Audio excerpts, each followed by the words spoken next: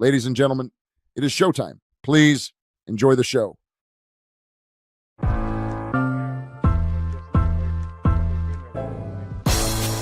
It's the corner where the treats at. Is this the passing of the torch, right? Is this what this signifies? It comes down to that front office and what they feel is most important. The champ is here. We've touched down from a higher plane. Why you landed here? We always look forward to that week because it was always intense. You know that we ain't coming back. We got you. The man, the myth, the legend, Dante Hall. My favorite player growing up was Dante Hall. I love you guys, Joe, but Dante was my guy. Get the dashing because you done on the warfare.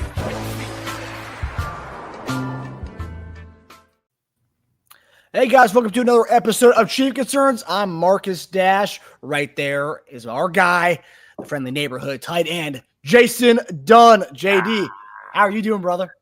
What's going on? What's going on, Marcus? How you doing, man? How's everything going? Brother, listen, hey, I am still on cloud nine. Still talking about like all the draft picks, kind of just going through it and looking at everything. I'm amazed at where what we've been able to do with some of our picks. Now since we got this right here, part of that is keys to victory. I didn't really understand that. I'm going to go ahead and erase this board and get on some other things that we need to go ahead and talk about moving forward in the future. The thing is, man, we did an amazing job. And I think people are starting to recognize that all around the league. So it's just not, what we know, what we see, and how we seen the pieces that we needed to kind of get this place to where we wanted to go to a championship level again. We've always had a championship team. Okay. We just want to add some more pieces just in case everybody was trying to catch up to us, right? We seen teams try to catch up to us, doing some different things, get some pass rush to stop Patrick Mahomes. Look, we got a tackle in here that's going to be incredible. 2 tackles, mind you. One during all season, the free agency, and Jalen Moore. And then, of course, we got Josh Simmons. And then we talking about, who we just going to have on the offensive side, wide receiver. We talking about also 2 running backs, new guys that just got in. So Royals, we talking about Rashee Smith that's adding on to what we do.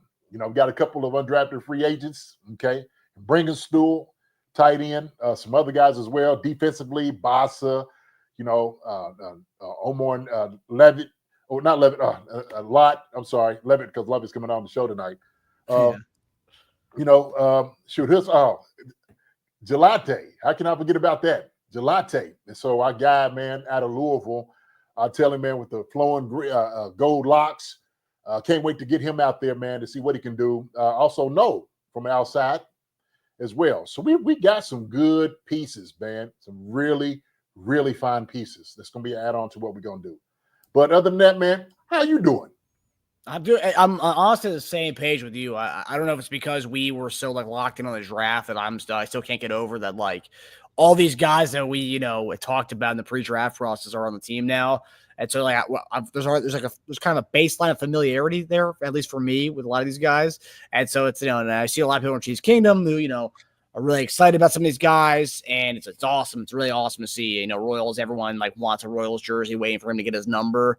Just because the whole Kansas City Royals connection. So I think that's pretty cool. And Simmons looks like he's ready to rock. Being in Kansas City, Gelate's been phenomenal. Everyone's really loving him. They love his relentless nature, which is something you said that a lot of people are going to love about him when we talked about the pre-draft show 3 weeks ago. We're seeing that now.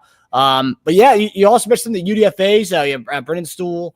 Some guys we're going to talk about tonight. The linebacker from Pitt, Brandon George, Elijah Badger from Florida, which a lot of people were saying was supposed to be an early day 3 pick, which now, we're getting him now. And it's okay. And just before we came on tonight, we saw a bunch of guys were cut from the team. Ferkser being one of them, Baylor Cup, 2 tight ends who just cut. So it also shows you, like we talked about the other day, that tight end room was going to have some heat. And now they're already kind of eliminating guys there. And you have Brandon Stool, you have Trey Watts, and another UDFA who apparently they're big on.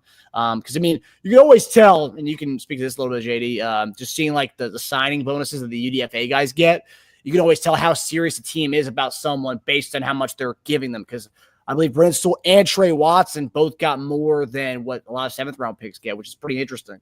Really? You said more? Yeah. More? Wow. Okay. Yeah, that's amazing to hear. Actually, I didn't think that was even possible. And I know, guys that are drafted get slotted in particular things and particular money comes up to them. That's how it usually works. So I guess undrafted free agents, I mean, I guess they figure like, hey, man, we could sign you to really whatever we want to sign you to. But those two guys, without a doubt, I think are going to make the team actually, I think, have the ability, man, to come in and actually play a lot, be a part of what we do in our success. And so if everybody hasn't checked out, and I've talked about bringing Stool. Matter of fact, the 5 guys I want on P-Mac's show, okay, Chiefs Focus on his show that he had with me, we talked about tight ends. 5 of the guys I talked about, 4 of those guys got drafted. The 5th one, Stool, undrafted free agent, is here with the Chiefs. Every single one of those guys. And so I know those guys are going to be nice. I thought Stool would get drafted, but hey, man, it doesn't matter. As long as you get a foot in the door, that's what matters. And so once you get that foot in the door, then you can go ahead and do what you need to do with it. That's all you need is opportunity. Some guys just need opportunity just to say, hey, man, look, teams passed on me. This is what happened. Hey, I'm good with it.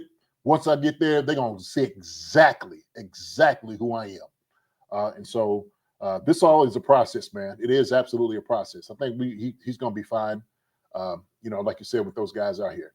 Matter of fact, let me go ahead and say what's up to the people that's in the chat right now that's coming through. Everybody seen About Time is in the house. What's up, About Time? Andre Chenault. What's going on, Andre?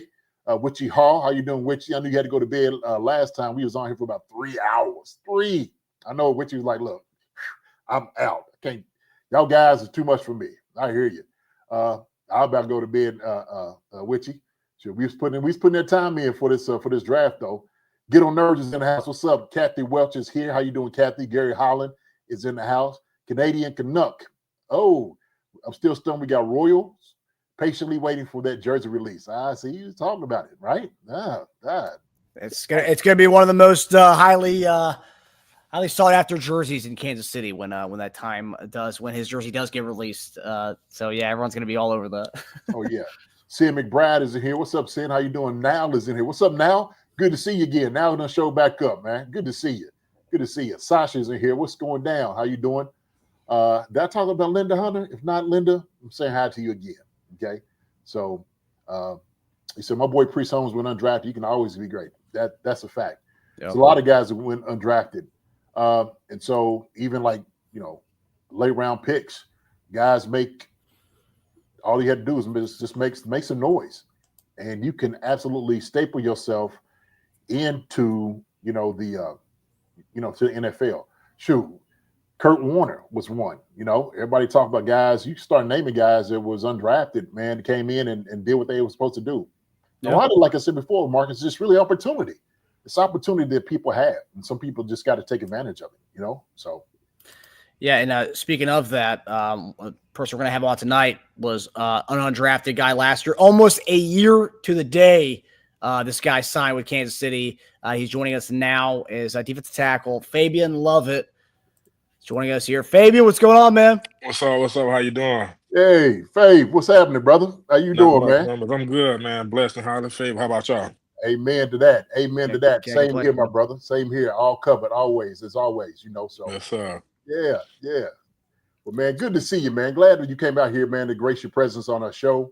With our fans and whatnot out here, Chiefs Concern, just kind of tell you a little bit about us. Me, I'm a former player in NFL, man. 11 years, 3 years with the Philadelphia Eagles, 8 years out there in Kansas City. I've been doing it for a long time. Got into some coaching. Guys I coached actually in college and, in high school are already into the league right now. But I've been an evaluator and combines, help the guys get to the league. So helped out with the NFLPA as well. But for me, man, this is going to be a treat. It really is. And part of the reason why is because we had one of your brothers on here a couple of weeks ago, Mike Pennell. And so Mike graciously brought your name up. And he was just talking about your talent. He was sitting there saying, man, he said, look, you're talking about a guy that comes in hard, is getting everything right. He said, Fabien is the guy to do it. So I was like, oh, okay. All right. So that's how I praise, man, for a vet, a guy that's been in the league like that, man, for 11 years or 12. How many years has Mike got in? 12? Is it 12? I think it'll be going on 11 this year. Okay, Yeah, 11. I think so. All right. Okay. So, man, that's a high praise, especially, man, for a guy that's being around different places, seeing a lot of different ball. For a vet to speak highly about a young guy that's coming in and see how hungry he is, that says a lot. It says a lot, man. So I just want to welcome you on the show, man. First off, Thank you for having me. Yes, sir. Yes, sir. So go ahead, Martin. Mark's wanted to talk to you a little bit. So yeah, well, no, Fabien, we were just talking about the UDFAs, and later on the show, we're going to talk about the UDFA that we signed. But like last year, I remember you were like the name for us when the UDFA market hit, and you were the guys, you're the top guy. And like I said, it's almost a year to the day of us signing you. And obviously, we saw you in preseason. I think it still stands out to me, your domination of the Jacksonville Jaguars offensive line. I mean, you just freaking put all those dudes on their butts. Kind of showed how good of a run stuffer you were. Just overall, I mean, just talk about the whole year of what you learned. What was year one like for you? And I obviously Pinnell talking about how you were coming to him every week and talking, film study and asking him questions and telling him what you saw from the film review, which is awesome to hear. But how was your year one in Kansas City?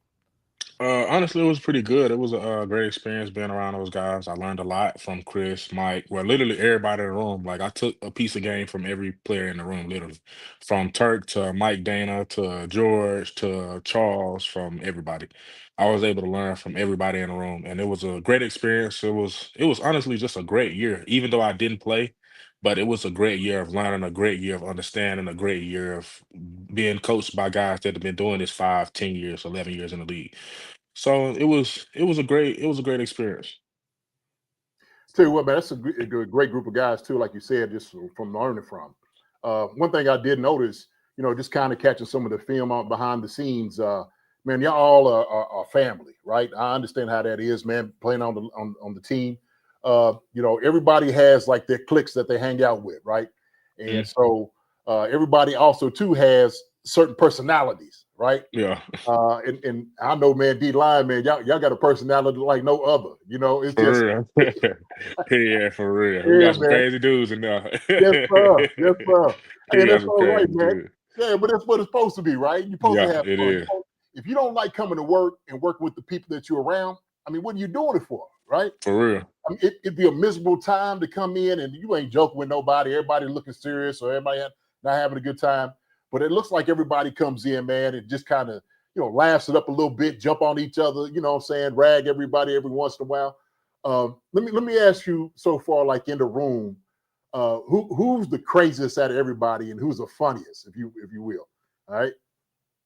All I had to say is between Chris and Mike Panera. It's between them two. Because I'm always around them too. So it's in between them two. Like they some crazy funny guy. Like they always joking and playing in the locker room and stuff. So yeah, I probably have to say it's in between them two. It's Okay. no guess. Like if I had to do Chris and Mike, it'd be like neck and neck. Like it won't be no one's higher than the other. Like literally neck and neck. Yeah. Yeah. So I'm sure they bring a lot of levity to the room in itself. That sometimes, man, I know y'all be looking around like, man, is coach just allowing this to happen? Because I'm sure how they are in the meeting room. I guarantee behind the doors. Yeah. Tell me a little bit about Joe Cullen a little bit, man, if you will. What do you think about Joe, man? He's a great coach. Great coach. He's hard. He's hard on you, real hard. But I feel like this is what's needed, though. That's the type of coach you want. That's the type of coach you need around you. Somebody that's gonna be on you every day, even though you're not playing. You feel me? Like it's different. That's what any player need. I feel like, but sometimes other players might not take it that way as somebody being trying to actually help them and benefit them. But coming from Joe, I think it's all beneficial at the end of the day. Like he want to win just as bad as we do, and he gonna put you in the best position to win. Yeah. I think it's important, man, that you don't take like things like that personal, right? Because like you said, at the end of the day, everybody's there to win, and this is a production-based business, man. You don't produce, you don't get in. And coach used to say this all the time, and maybe Joe said, he said, look, man, if I'm not getting on you, then I don't care nothing about you. Exactly. Yeah. So, hey, coach, yell at me all you want to. Go ahead. For real. Because that's the worst thing you want. A coach that don't say nothing to you, you don't want that feeling. I ain't never had that feeling, so I don't know. but that Yeah. ain't the feeling you want. Yeah. Now, Fabien, one of the things that I've seen as far as like the different Chief publications have like kind of posted since the draft, 'cause a lot of people thought the Chiefs were going to go into this draft and double dip at defensive tackle. Early round D tackle and then maybe a late round D tackle. And obviously JD and I, we talked to Pinnell a couple weeks ago, and we've kind of have you circled, as a guy to like watch going into this year without no Turk and no Nadi. And they didn't draft it. They didn't go double dip at defensive tackle. And I think that shows kind of the praise and what they see in you and the kind of year two you're going to have within the defense. What's kind of your mindset going into this upcoming season? As you know, with a lot of the veterans gone, there's room for you to kind of get up there and do your thing and showcase to the world what Fabien Lovett's about. Honestly, my whole focus right now is just learning the plays and doing everything I need to so I can be ready when it's time. That's my biggest focus right now. Preparing like I'm playing tomorrow. Like Mike say, like I prepare every day like I was playing. So it's nothing new that I honestly be doing, because I'm working hard, I'm getting to it. So it's gonna be an everyday thing, just preparing and showing them that they can trust me to play. Okay. Wait, what are you doing right now, man, off season as far as getting prepared at this moment? I'm working out up here in Lee Summit with a guy named Ryan. It's the guy Trayshawn used to work out with up here. So I Okay. got locked in with him, and it's pretty good work. And I come up here and we started our meetings and stuff, our phase one stuff. And so I'll be up here doing our meetings and stuff, and that's really it. Just working out and meetings and eating. All right. Yeah. So like the workout in, and like Marcus was talking about, which I think it makes a valid point, is when you think Chiefs are going to get other D tackles and stuff like that, and then they stop getting the one, you say, okay, well, shoot, we know there's guys on there that only signed like a 1-year deal. We know there's other guys out there that didn't get any playing time, so they must see something. They have to see something in you guys. You know what I mean? Like you said, maybe the the hunger. You know what I'm saying? The thirst that you got. And what you do, and I think your advantage is because you have played there for a year, they see what you can do. So they sitting there saying, like, "Now, coach, we go ahead, right pin off the board. We good. We got Fabe over here in the background ready. So I'm just letting you know, man, coach, he's coming along real well." So the thing is, they watch you work, and they watch you work. They watch how you do in meetings. They see how you develop around everybody else. Same thing as coach is getting on you, Joe Cullen talking to you, like, okay, coach, I like it. I ain't gonna take nothing with it. Yeah. I'm gonna take the coaching, right? I'm gonna take it. For real. I say you, man, your size, man, 6'4", about 314 is what they have you down as. Where you playing at right now? About 310. Oh, okay, so you done drop a couple pounds then, huh? All right. I mean, you got the frame, man, and body type, man, to absolutely dominate in this league. You got it. I mean, shoot, 6'4". I will. Yeah, that's true. I will, trust me. Okay, yeah, It's coming. Yeah, that's right. It's coming. It's coming. Trust me, it's coming. All right. I'm not much of a big talker when it comes to like stuff. I just like do it in the work, like the proof in the pudding. Because one thing about it, that tape don't lie. Yeah, that's it. So, what do you think, man? You bring to the table, like now. What do you think that you've kind of improved on, technique wise, and stuff this past year that people are gonna see a little bit more of? I probably have to say I wouldn't say perfected, but I've gotten better with my pass rush and being able to get to the quarterback and affect the O-line outside of just run stopping. I've gotten better with run stopping also. I'm just not focused on being a pass rusher. Like every day we doing run stopping stuff, but also we doing our pass rush stuff too. Like they try to make it seem like that we just pass rushers over here, but we're not. Like we stop the run too. We practice everything we need to be able to be ready to dominate every day. And that's how I just feel. But I feel like I've improved on my pass rush a lot, Okay. especially being here with Chris and being able to learn from them guys and seeing it from their perspective, and then them showing me ways to learn and do things that I didn't know or was never coached on in my past before I got here. So it's been a great experience. I think y'all will see. Y'all will see. Y'all will see. Y'all will see. Fabien, one thing we talked about a couple weeks ago in the run up to the draft, because there was rumors that the Chiefs were looking at Joshua Farmer, another Florida State D lineman, and we kind of talked about that. There's a potential of that because if you look at the Brett Veach history, going on getting you last year, Derek Nottie, Joshua Kane-Doe, and this offseason bringing in Janarius Robinson.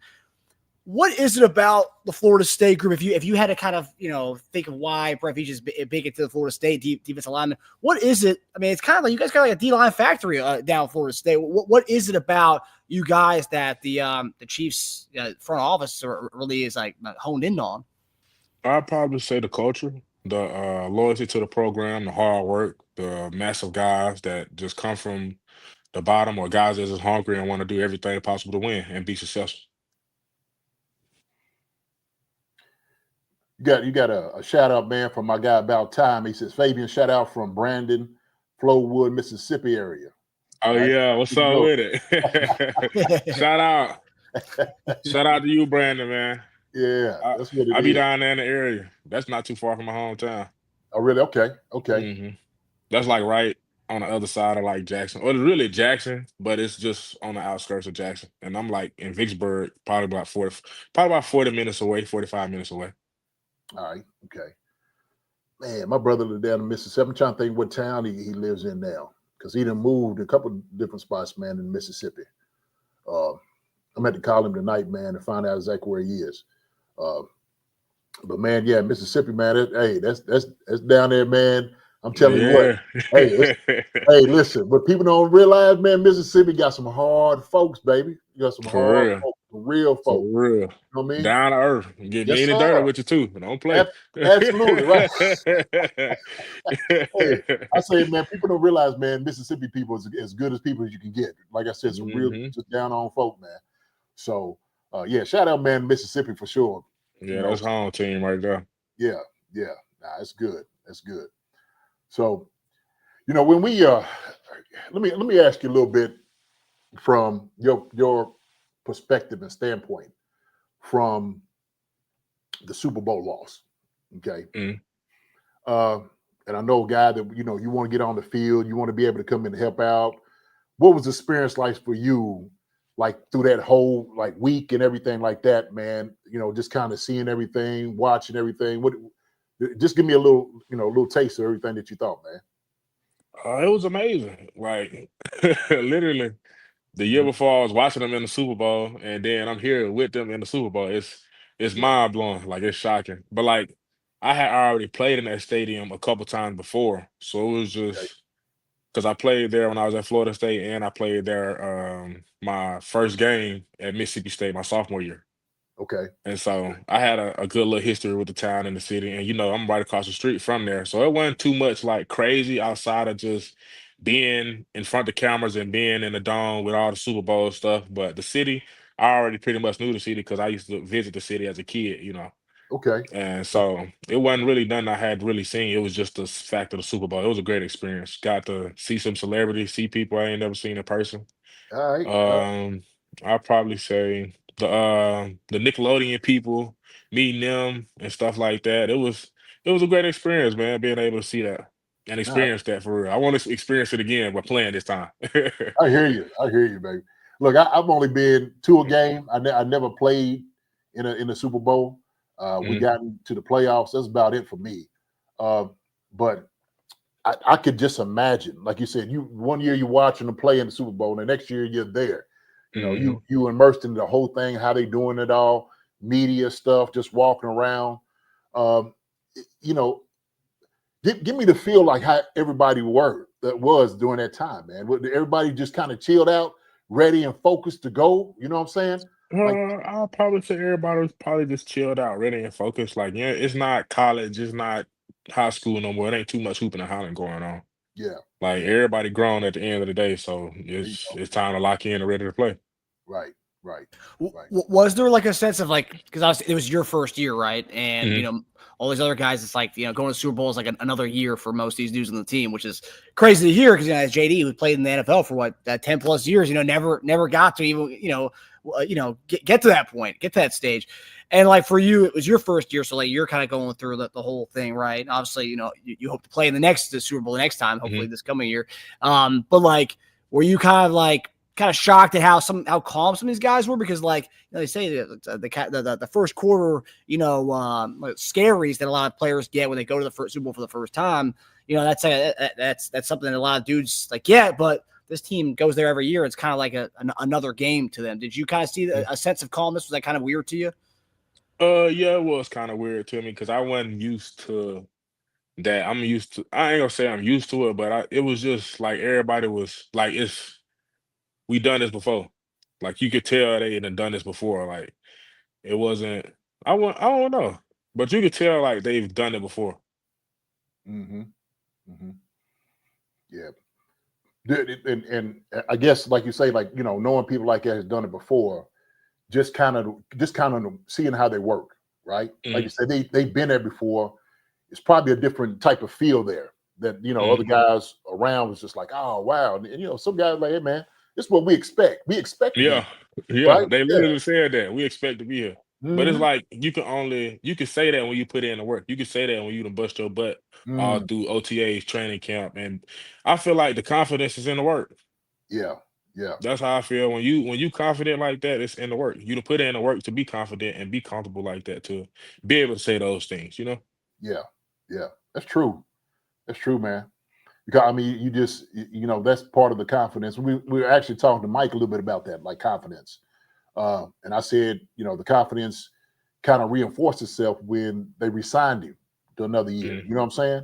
And so, when somebody knows your abilities and then they sign you and they keep talking to you, that gives you more confidence. Shoot, he's like, hey man, shoot, hey look, I know that I need to be here.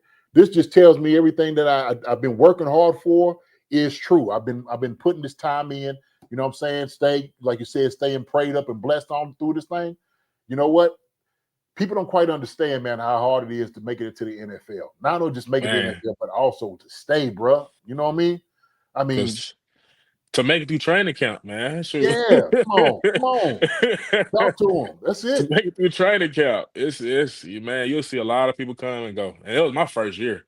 Mm-hmm. It was crazy. I ain't never seen nothing like it. But Yeah. it's just how it is. It's a business now. If you're not doing what need to be done, we're gonna get somebody else who's doing it. There it is. That's it. Ain't no truer words been spoken, man. At all. Yeah. At all.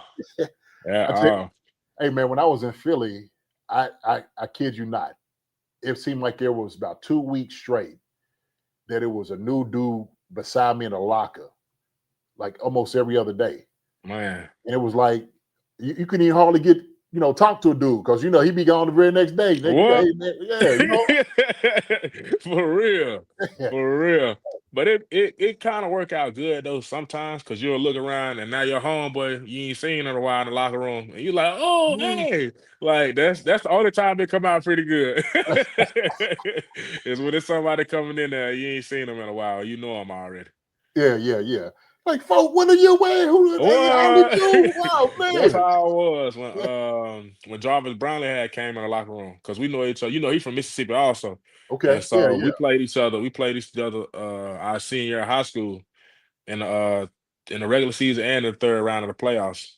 And so we also played a Mississippi Al game together. Also, it's like a Mississippi Alabama All Star game that we have down there. Okay. And so we had built a good little connection and relationship off of that. And so he went to Southern Miss. That's right down the street from Mississippi State also. Yes, sir. Mm-hmm. So it was good to see him when he came over here from the Jets. All right. Yeah. It's always good feeling, man. Just knowing everybody else is, they making it. They grinding hard too, man, just to make that move. For real. Yes, Real. sir. Yes, sir. Let me ask you a little bit about. Matter of fact, somebody brought this up, man. Was Pat down there? Pat Surtain? Was he on the coaching staff when you played? Oh, at Florida State? Yeah. Yeah. That was his first year, I think. Okay, yeah, man. Me and Pat play together, man. Pat, man, we, Yeah, he's cool dude. He down there. He real. All day, man. Real. Yes, real, for real. All day. He's on the feed, man. We text, man, probably about 2 or 3 times a week.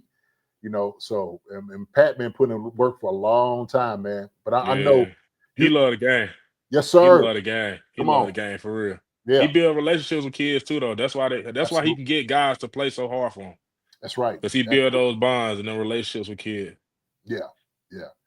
Well, I think it's important, man, when you have somebody who's been there before, who's going to play the game. They understand what it is. They understand the grind. They know, like, look, man, I ain't gonna sit here. I ain't gonna lie to you. Yeah, I ain't gonna do none of that. Like, it's better for me to tell you the truth. If you really trying to get somewhere, I'm gonna tell you what you need to do to get there. You know what I'm saying? Now it's up to you to put the work in. I'm gonna tell you. I'm gonna lay the blueprint down. So I'm gonna tell you what scouts look for. I'm gonna tell you what you should do and what you shouldn't do. Maybe how they carry yourself. All those different things. You know, and like you said earlier, sometimes it's opportunity to get your foot in the door. You know, That's being all. a free agency, that's all you need. That's all you need. And then all of a sudden, after that, man, your game and your personality, everything else speaks for itself. So, cause that's all I needed was a foot in the door, and I ain't finna let nothing else more happen. We gonna see it. I'm trusting. Trust me. I'm seeing the comments here. I think Matt Derrick, I think he's a local news producer down in Kansas City, saying that or is the comment here? Matt Derrick said he's keeping his eyes on Fabien this year and is optimistic about his future in Kansas City. I mean, like I said, that's been a talk since the draft. Everyone's talking about, we have Fabien Lovett. We didn't need a double dip in the draft. Like, obviously, this is only the beginning of it. You're gonna be hearing this all throughout the next few months until we get through a preseason and training camp, obviously. But hearing that, seeing that kind of stuff, is that just like, obviously, does that give you more like ammunition, ammo to like show the world? You said it multiple times on the stream already that like the world's gonna see what the work you've been putting into. Yeah, it's just I wouldn't even necessarily say it's more ammunition. It's just they see what I see. They see it's gonna be something special, and I'm gonna keep putting in the work so it can be that. Oh yeah, yeah. And last year, right? Like when the Chiefs went out and got you, because UDFA market now and all that. How many other teams had spoke to you and was it out? Because I remember, I think you were one of the first ones, if I'm not mistaken, you were the first ones that was like announced for the Chiefs. So it was obviously a quick thing there. Was that for you when Kansas City calls like, yep, I want to go to Kansas City? Did you have a lot of talks with Veach and the staff before the draft? Nah, Joe had came and worked me and Braden out before the draft. And so I felt like for him to even come and work me out, he saw something in me. You feel me? So it was like, why not take a chance? He saw something in me. Then he also called me during the draft. So it was like, why not go take a chance with him? It wasn't even really, honestly, another thought for me. Even with the other teams calling, it was just like he took a chance. He came to see me work out in person. Then he's calling me again. So he obviously sees something. Yeah. And he not gonna just come get me and put his coins on me or bet on me, and I'm somebody he thinks gonna flop. Right. Yeah, because they don't just do it with everybody. They don't. Exactly. Yeah. So, no, it's good talk, man. Let me ask you a little bit about Spags real quick. Okay. Spags, man, I played against his defenses for a long time. When they get straying those guys up in New York. What do you think about Spags, man, and what he brings as far as defensive coordinator, man? Tell me some good things about him or what you think about Spags. Outstanding. Outstanding. Outstanding. That's my dog, man. He's a great coach. Like he ain't been around this long for nothing. He's a great coach. It's hard. Don't get me wrong, but once you get it and put it in the buckets it need to be put in, you're gonna have it in the bucket. You're gonna have everything you need to have. Yeah. I tell you what, I know he demands a lot out of the guys, but I love how Spags kind of he presents it to you. You know what I'm saying? He's one of those like, hey man, you put this right here, man. You're gonna play. That's simple, right? Yeah. Let me ask you a little bit about your responsibility. Okay, I know you said you've gotten better in the pass rush and some in the run game. Are you playing more like two gapping? As far as like we're doing flip flopping on the line, the D line. What is your responsibility to use them when they come in? Are you a 3-down guy all the way through? Oh yeah, I'm a 3-down guy all the way through. Okay. I'd have done it before. It's just I feel like when I broke my foot in college, it kind of backed me off a little bit. Not trying to say that like that's an excuse, but I just felt like I needed to get that motion back and that confidence and just rebuild myself again, Yeah. And so I think now I'll be able to showcase what I can do. I'm a 3-tech, but I can also get on there and play nose, but I can also get and rush the passer also if need be. Yeah. So I said, man, having that body type, man, I was watching some of your film, from college too, and just checking you out. I think, man, you got some heavy hands on you, explosive. You know what I'm saying? Just that little snatch and pull. You're doing a great job, man, getting those jokers, man, and and throwing them off, coming off and making a play. And if you said that, some of those things have gotten better, that much better, I mean, brother, I can't wait to see you. I'm telling you I right can't now. wait to show y'all. I I hear can't you, bro. wait. Yeah, man. I'm I telling can't you. wait. It's I gonna be know a great one. we had the Jacksonville Jaguars tape on a loop in the offseason when you were kind of showcased who you were right out the gate in that Jags game. Fabian, with the draft passing, we brought in defensive tackle Omar Norman Lott. Have you had a chance to talk about him? And just, we see the guys like the so-called experts like Mel Kiper and Tom McShay on the air, but like from your perspective, what do you see from Omar Norman Lott and how what he brings to the D line room? Honestly, I can't tell you much because I haven't really just watched his film or seen anything about him. But at the end of the day, I feel like if we bringing him in, he gonna bring something. He gonna bring Joe. Not gonna just go pick anybody. Veach not just gonna pick anybody. I feel like if they bringing him in, he's gonna contribute and help. Yeah. Good answer. They got good taste. Yeah, they brought me in. Exactly. Exactly. Well, man, look, we probably got a couple more questions for you, man, because I know your schedule's tight. You know what I'm saying? I think I'm one of those that believe, competition is good. It's good, It is. right? You know what I'm saying? Because it keeps us sharp, it keeps us tight, it keeps us making us that much better, right? Mm-hmm. When you sit there, you start looking in the room, you start looking at numbers and whatnot. I know, like I said, playing in the league for that many years, sometimes it's good to look over your shoulder, but also too, it's always look forward, right? Mm-hmm. Sometimes you can't look back and start worrying about, okay, well, who's going to be who and stuff like that. And like, no, I need to take care of my business. If I'm doing what I'm supposed to do, like you said, they're going to see it. They're going to show it. That's all they need to do. That's all they need to see. This year, man, when you come into kind of training camp, you say you're playing at 310, at 6'4", got a little bit more quickness to you. You know what I'm saying? You feel like you're healthy right now. I know I've asked you this before, man, but just give me a little rundown of something that you feel like is going to be your best part of your game now and you're going to bring it to the table. I'd probably say my pass rushing. Okay. I'll say my pass rushing. You'll see it. Yeah. You'll see the big difference from when I used to play and the difference in how more powerful and how I use my body and my hands better.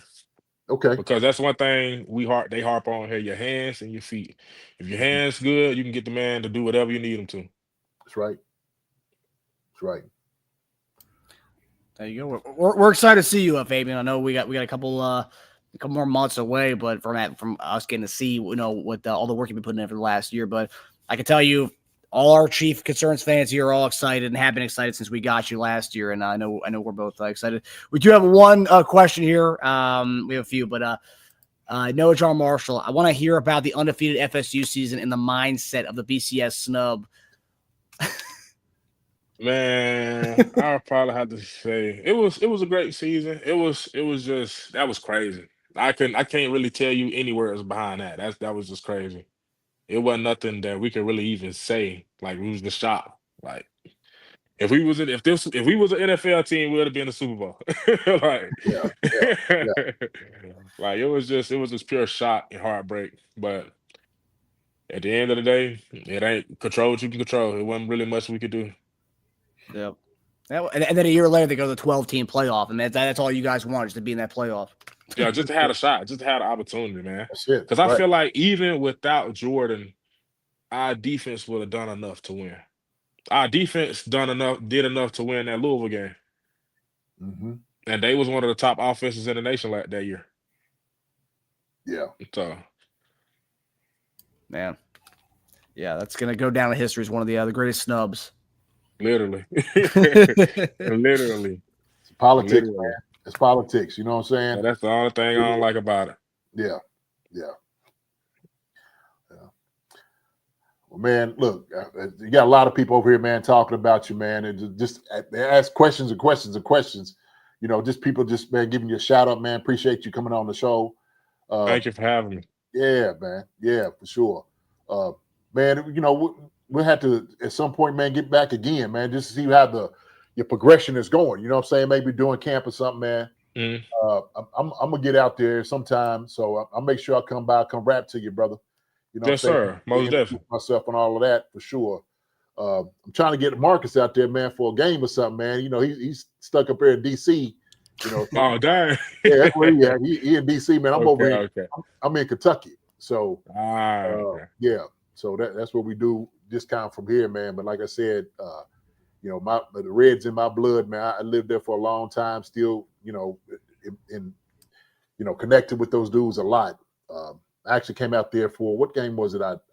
You were the Monday night game, the Tampa Monday night game. Okay, yeah. So I did the first throw for the game or something. You know what I mean? So Native American month on that. So, but brother, man, listen. I just want to wish you well. Okay, man. Keep putting that time in. Keep putting all that effort and that work. You've seen it so far. That's all done paid off. So you know, all right. You got, like you said, the proof is in the pudding. Okay, You've been putting all this stuff in right now. Go take it by storm. Go in there, man, and wreck it all up. And so, I am. Trust. You know what I mean? Yeah. So I know it's your boys in front of you. You know what I'm saying? But hey, look. Yeah. Hey, At the end of the day, I gotta feed my son, man. I gotta feed my family. That's what it is. I was like, hey man, I gotta eat. You gotta let them don't know, like, hey man, I gotta eat, nothing personal. Exactly. Yeah, you throw them down, you work, you help your boys up, man. We go against the other team, man. That's, hey, I can't help you up, too. So for real. Yeah.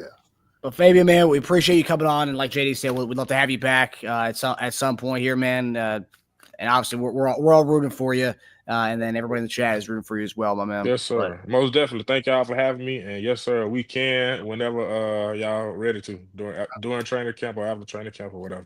Awesome, bro. We'll be in touch, my man. Yeah. Yes, sir. I appreciate y'all. Thank y'all. Hey, Take man, it easy, buddy. I'm just letting you know right now, man. All the people in the chat, man, are new fans of you, so they're gonna be watching, man. We got a good following of people, man. So, we'll have to go ahead and put the spotlight on you. You know what I mean? Go ahead, yes, sir. Yes, sir. It's just gonna get bigger from here. There you go. That's what it is. Yes, sir. All right, my brother, man. I appreciate it. Thank y'all.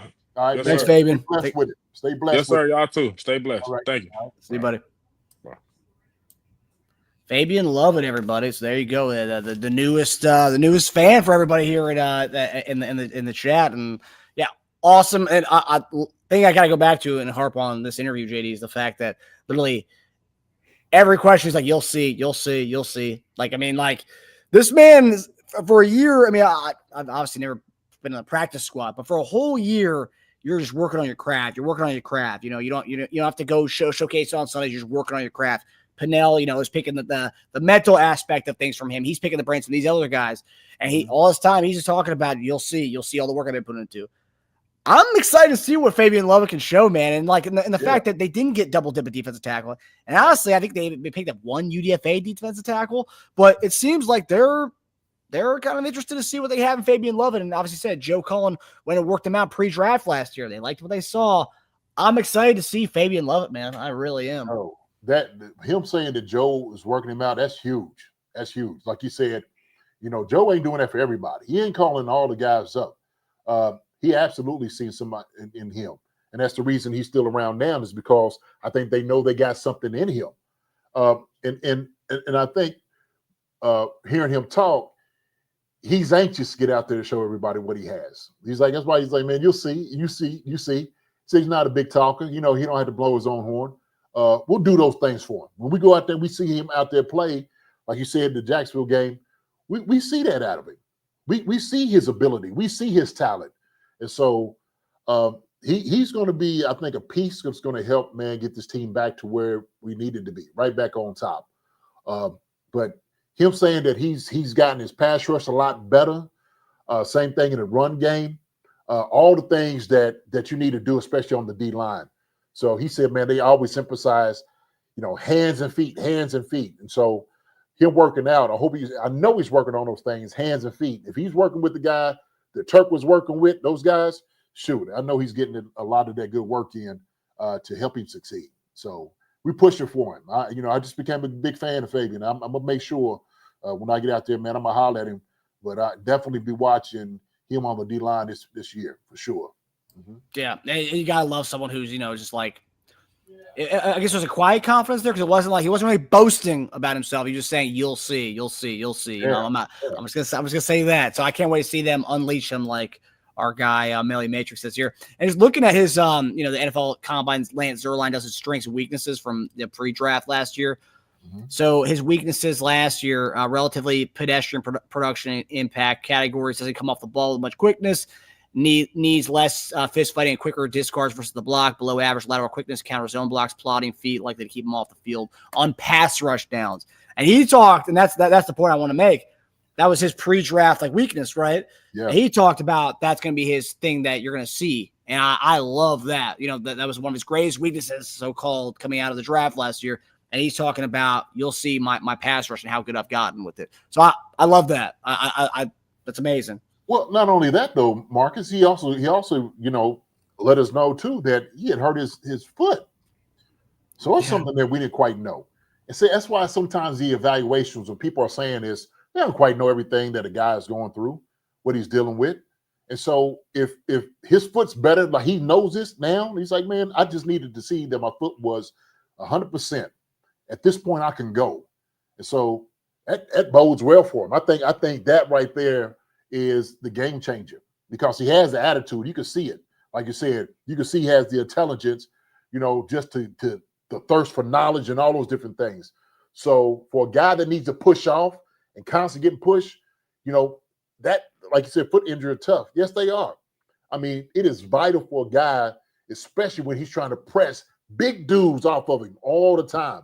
And you need your body. You need especially your legs and your feet. When your dogs are hurt, man, them jokers will start barking. You don't want your dogs to hurt. That's probably 1-2 things that you can't do is your back and your feet, especially playing on the line. Those things, man. Your knees, any of those, that leg area, back, shoot, that's tough. Well, and especially, and we're talking about foot injuries from for me, for example, and I don't know, Pepe Atreides, I don't know how big he is, but if he's like a normal size guy, like average size like myself, that's foot injuries for us. They hurt. But we're talking about guys who are 300, big people, man. I mean, big people, that's what they say. Yeah. When these NBA players, hurt their knees or foot, they say, oh, the first thing is to lose weight because that lessens the impact lessens the blows to the feet or the knees. And we're talking about defensive linemen, right? They're 310-pound guys with a foot injury. That's no joke. No. Pepe said, I climb ladders all the time. My feet be banging when I get home. I bet. I know you sitting over there, man, and just you almost can't even get away from the pain. You almost try to scoot away from it, and you're like, dang, God, my feet, my dogs is over here barking. That's, man, when you do that, I know that with my back, but your feet, oh my goodness. Yo, you need them jokers all day. So forget about it. Yeah. Demonte Green said that's got to be tough. Yeah, man. And you can't, and there's no getting away with it. Like you can't just hop on one leg and think you're going to be effective, especially playing on the line, man. I mean, it's physicality all day long. There's no getting away from it. Ain't like a DB or wide receiver. You got to absolutely be physical every single snap. Every single snap. So we're gonna first, man. We're gonna make sure, man. Hopefully he's healthy. Pray for his health. It is.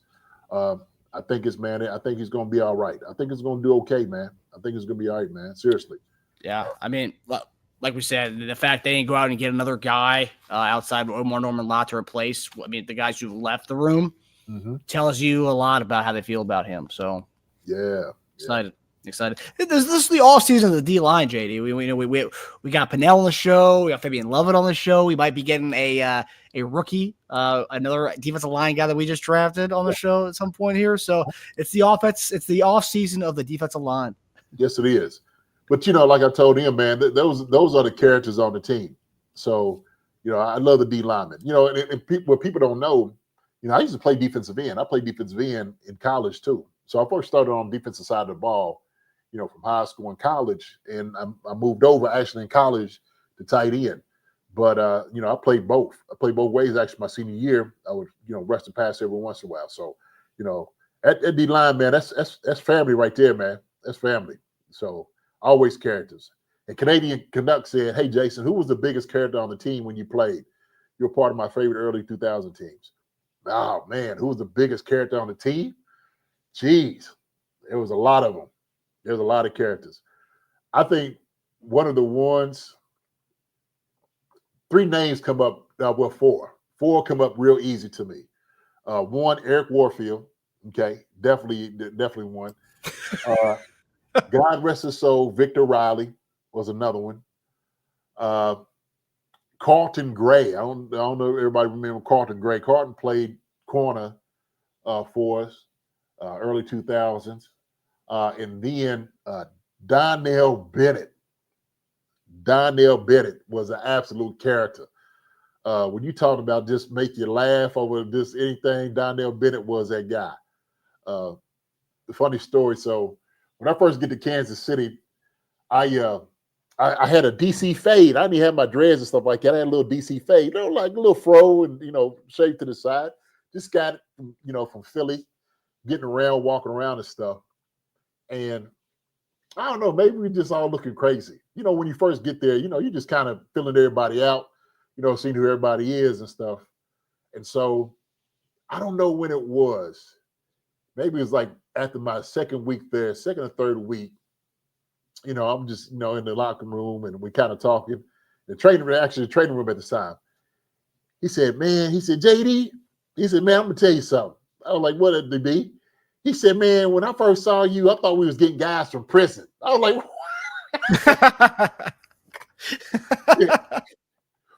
he would say things like that all the time, just off the wall, just crazy stuff.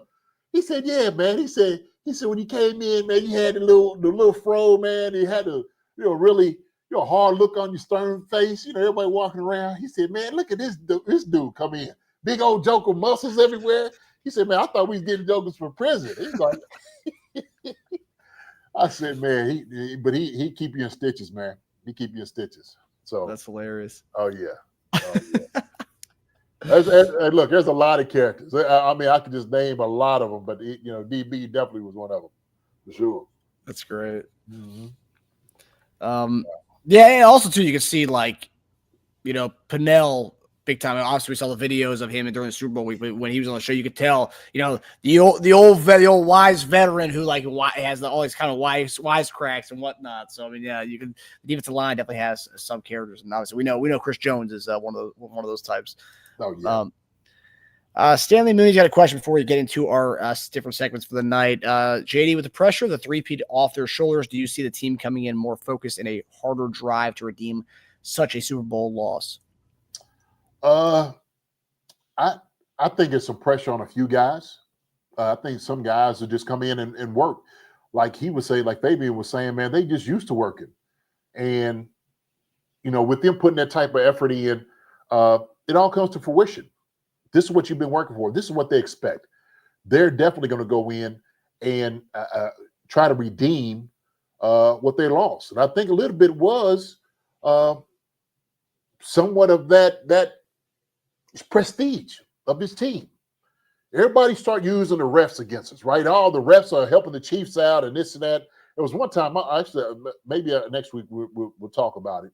But this one guy was sitting there talking on, I think it was Instagram, Marcus, and he was sitting there saying that the refs, like 2 refs, had got it suspended, got pushed down to college because 2 of those refs worked a couple of the Chiefs games. So he was trying to put this thing together that these refs had helped out the Chiefs. I don't know if you heard this or not. I don't know if you've seen it. But I was sitting there thinking, like, what is he talking about? So I had to go in and do a deep dive. Okay. Now I know I'm kind of going off the subject. But the point was, everybody didn't want to give the Chiefs any type of credit for their wins and how great they were, or even getting into the Super Bowl. Everybody just downplayed us, dismissed us, just felt like we weren't that great of a team. They didn't think that. So I think we're going to have to go out there, Stanley, like you said. It is going to be some focus. Some are coming for revenge. and they hoping it's going to be Philadelphia. Patrick Mahomes is refocused. Travis Kelce is refocused. Some of those guys on defense for sure are sitting there thinking like we shouldn't have gave up the points that we gave. I think everybody's got a bad taste from this last Super Bowl. I promise you that. And so when they come in, man, they ain't going to be no half step whatsoever. They're coming in as a reckoning. That's what it is. And so I don't want to hear any more. The refs are helping out the Chiefs and all these other things, trying to give them excuses. This is going to be coming in and hitting guys dead in their mouth from day one. So, yes, it is a refocus. I think a lot of guys will be. I think some other guys are like, hey, man, we expect to be here. So we don't have to focus any more than what we know. So, yeah. Yeah, and somewhat of a facelift with this team. I mean, some guys are gone, but then you kind of have a little shakeup. I think the offense this coming year is going to be a little bit more of the offense we've been wanting to see for the last few years. I think we're going to see a little bit more explosiveness from the offense. I think the defense is only going to get better. I mean, we talk about the guys we just brought in. We talk about Fabien Lovett, that guy like that who's going to be added to the rotation. I think this, obviously we're Chief guys here, but like I think this year. I think this team's going to be a much all-around, much more kind of a high-caliber offense and a high-caliber defense. I'm thinking top two in both categories this coming year, as far as scoring offense and as far as just being a relentless pass rush defense. And we got ball hawks in the secondary now. I'm really excited to see what this team looks like. I think this team, if they ever go head-to-head versus last year's team, I think I like the potential of what this team has in this 2025 season. Yeah. I think it's going to be about applying pressure from everywhere, offense and defense. And it's not like we're going to let teams get back in the game. We're talking about blowing everybody out if we can. And so when teams play us, regardless of what we play, we're going to take over the field. We're going to try to bully people around. And I'm here for all of it. I think, man, as soon as guys come in, gonna be pissed off, and the guys that's signing here, undrafted free agent, they're gonna let everybody know. They're gonna let them know from the start. This is where the championship season starts right now. From all these little mini camps and whatnot. So we need people to be dedicated because we're here to do a job. We're here to take this over. We want to have fun while we do it. Everybody have a good time, but make no mistake about it. We got our butts kicked in the Super Bowl. And it won't happen again. So I like it. I think that's the message. Andre Chanel said, yeah. So Andre Chanel, did you hear one about the referees? Probably what he was talking about.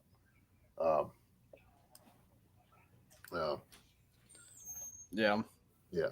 I mean, everyone's trying to do conspiracy theories and try to connect the dots to referees and help out the Chiefs. I mean, we're going to hear that till the end of time. Until Patrick Mahomes retires, we're going to hear that.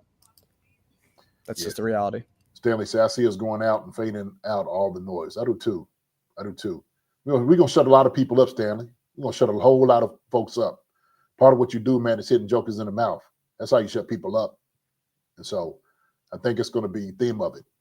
I would put in the locker room when you walk through the doors, we used to have like no egos here.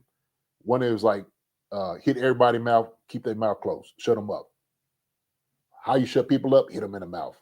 So I like that. Yes, sir. Is that the theme for the Keys to Victory in the Dungeon next year? Let's go. You got to start writing those quotes down for the dungeon, JD. So you have some material for the. I'm already ready, Marcus. I'm ready. I'm already ready, baby. Yes, sir. So to talk about next year, the Chiefs, to kind of get into our first topic of the night. So the Chiefs have picked up, kind of made a point to kind of hone in and make sure two anchors of the defense stay put. With both their contracts set to expire in 2025, the Chiefs picked up the fifth-year option on Trent McDuffie and defensive end George Karlaftis, both who are obviously integral pieces of the 2022 draft class and just have been an integral part of the defense over the last 3 years now. With both now in the fold for the 2026 season, McDuffie will now make $3.6 million, and Karlaftis is set to receive about $15.1 million. So good payday for the guys with this 5th-year option. But JD, obviously, this is no shock to us. We knew this was going to happen. Anybody who thought this wasn't going to happen, I don't know to tell you that. I mean, this is always a part of the deal. This is always going to happen. What do you make of the moves? Obviously, no shock, but what do you make of the moves? Just kind of showing that we are this is our defense. And these two are key parts of the team. No, it makes sense. It makes a whole lot of sense. Like you said, they're key parts of the team. Why wouldn't you do that? You don't want them coming in this year and looking out for free agents in the year after. Go ahead and soil it up right now. Man, you talking about a bargain on Trent McDuffie that we got, and it's just part of that's the deal, And it was crazy because if I was looking at the stipulations, if he had made a Pro Bowl, he would have gotten significantly more money. And the fact that he was all pro and then I think second team all pro, but you don't make a Pro Bowl, that's the kicker. That's what takes him. I thought that's crazy, seriously. And getting a deal on him like that right now is a bargain. He's one of the top corners in the league.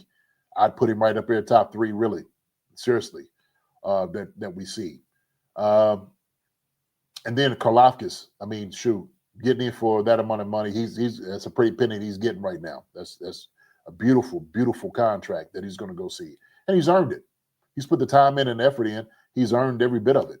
I remember, Marcus, when we talked about getting Karlaftis here, when he was from college, and I was sitting there saying we need to get a guy like that. And George was right. That was our pick. That was the guy we wanted. We got him here, and he showed everything that he had. So this is a great thing for the Chiefs. It's a great thing for the Chiefs defense. 2 guys like this who are now considered veteran guys, got a little bit more, experience, so they could speak to a lot of the guys coming in. But man, they're a staple of our defense. One being the corner, the secondary, and George being right there on the front lines. It was absolutely perfect for us. Well done. Yeah, we talk about just that them being veterans, so to speak, only going into their third year here or third year. This is first year. We went to beat the Eagles their first year. Second year we beat the Niners. Third, so this going to their 4th year. Yeah. I mean, these guys have played 20 plus games every year they've been in the league and need to go to the Super Bowl every year. That's pretty unheard of stuff for guys, freshly in the league. But these are veterans. I mean, these are. You talk about the defense. You talk about Chris Jones. You start off with Chris Jones. You talk about Nick Bolton, and then you can make the case for McDuffie or Karlaftis as the third guy you mentioned there on the defense. I mean, these guys are the staples of the defense. Big parts of it. So now that you know that you got him for 2 years, this year and then the year after, it was very important. That was very important. And like I would say, man, probably it was a bargain for the Chiefs to do. No brainer. It was absolutely no brainer, man. So, yeah. And I'm seeing, Nana Share says Jones mentors Karlaftis and Karlaftis mentors Gelati. I mean, that's how it's supposed to be, right, JD? I mean, you have the elder statesmen in the room mentor the younger guys, so that those younger guys can end up mentoring the new guys. All starts from the top. Oh yeah. So, I mean, that's how it works. PayPal Trader says, I'm getting pumped. I'm watching Jason Dunn highlights on Monster off of the Monster Spikes. Oh, yeah, it's a good one. I don't know who put that together. It was a good one, though. Noah John Marshall said, pick one to re-sign. Ooh. And I know you and Tage have wavered. I've gone back and forth on the same exact question on. Yeah. Man, that's a tough one. I think McDuffie, because of what he brings, and I'm telling you, people argue it, top 5. I think McDuffie would be the guy for sure, because he is a shutdown corner. He's one of those guys that it's hard to replace. Not saying that Karlaftis is not, but McDuffie, for what he takes and what he brings to our secondary, almost second to none. Like I said, he's one of the top 5 in the league for sure at that position. So, I guess between the two of them, right? I mean, they both bring their own. They bring their both specialty to the defense. if it's within, and I think the UTA talked about this a little bit, but like, let's say McDuffie's getting around 30 a year, Karlaftis is wanting what, 15 to 18 a year. I mean, does that difference in price change your rationale on it? It may, yeah, for sure, definitely. But that's why you keep drafting corners, because you want to see they want to see who they can get. It's a business. That's just what it is, you know. So if they find somebody can do what Karlaftis can do, like they said, it could be almost 30 a year up to for McDuffie. So, you know, but at Karlaftis, if he gets that, we don't know what it can be, what the price tag is going to be.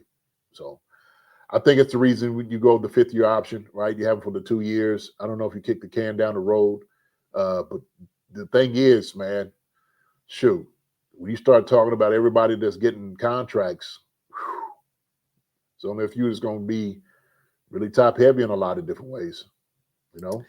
Yeah. I mean, that's the salary cap gymnastics Brett Veach has to play when you have Mahomes and you have Chris Jones, 2 guys you're getting paid a lot of money. And then, you know, we talk about Trey Smith potential extension. So, you know, there's more money there that way. So, yeah, they're going to have their hands full in the coming years. But at least, you know, we have the 5th-year option on them. So they're here for 2 more years at least. And then we'll hear next year, next offseason, people saying, oh, you should sign and trade. You should trade a McDuffie and get draft capital, which I heard that this year as well, this past offseason too. So Damani Green Tea said corners aren't falling out of trees. That's for sure. That is for sure. Oh. And look, we'll see. We have no Williams. I mean, right? We drafted one in this draft. See what he's got. They signed Christian Fulton to a 3-year deal. We'll see what he's got. So yeah, I mean, like we talked about, the secondary looks pretty good right now. So I'm curious to see how all these pieces kind of mesh together. And then of course the edge rush aspect. You know, when got Gelati, see how the guys on the insides do. But yeah, you know, Menahu's on a 1-year deal. This is probably his last year in Kansas City. So yeah, the edge rush is on a year-to-year pace. And that's one thing we always talk about, JD. Every year they should, like they have it with the DBs. Every year you should be going back in the draft, getting at least one edge rusher, getting at least one, you know, cornerback, and see what they do with that. And I think they've done a good job with the secondary with that edge rush. Mm-hmm. I mean, the FAU thing, that's a big part of this whole thing. If FAU ends up panning out, and hopefully he does, hopefully this is the year where he kind of snaps into becoming the guy that we thought, then, you know, that makes things kind of easier, right? But if FAU doesn't, that's one miss in that first round where it's like, oh man, like if only we hit it with that edge rush in that first round a couple of years ago. So we'll see what happens in this 3rd year. Well, I mean, yeah. Like Noah John Marshall said, it is his conundrum because they got Trey Smith on there too. So yeah, they'll figure it out. They'll figure it out. You know, when we start speculating on contracts and whatnot, man, who knows? You know, they only them can sit there and say, okay, we can keep this guy. Might not be able to keep him. I know the salary cap is going up every year, but still, these are hefty positions to pay. They are. Yeah. So.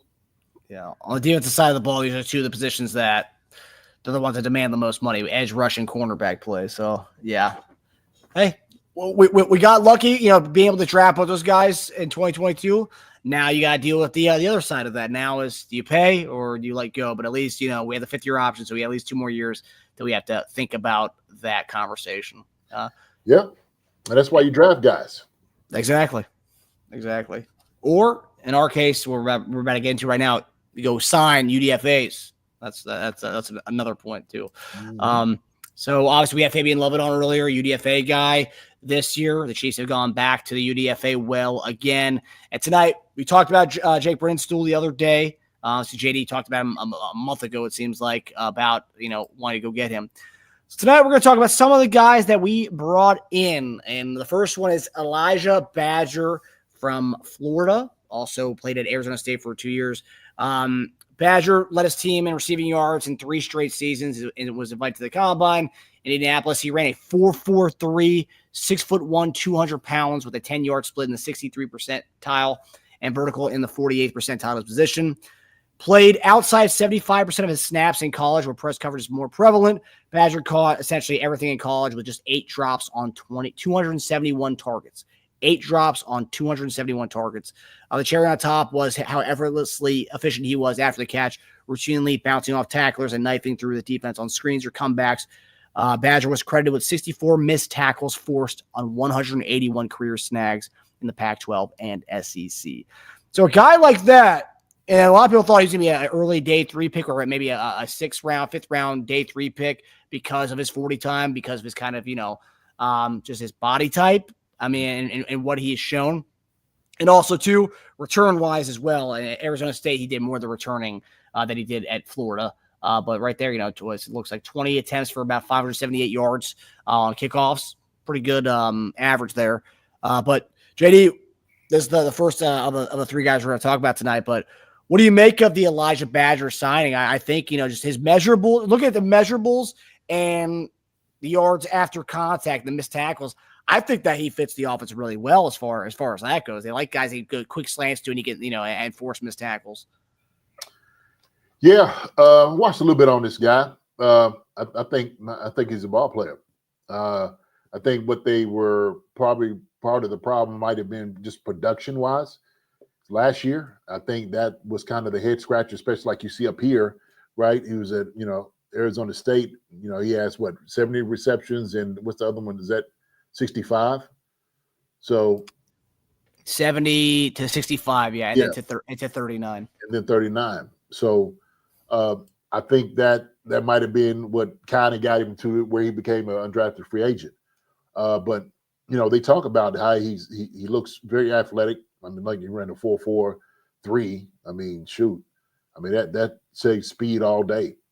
I think, one of the things to knock on him, they'll say things like, yes, some of the route running looked lackadaisical. How's the route tree in itself? How extensive is it? Can he fit in a place like this? Excuse me. For me, if a guy, and we say this before, undrafted free agents, man, if you get an opportunity to show what he can do, he'll be afforded that opportunity.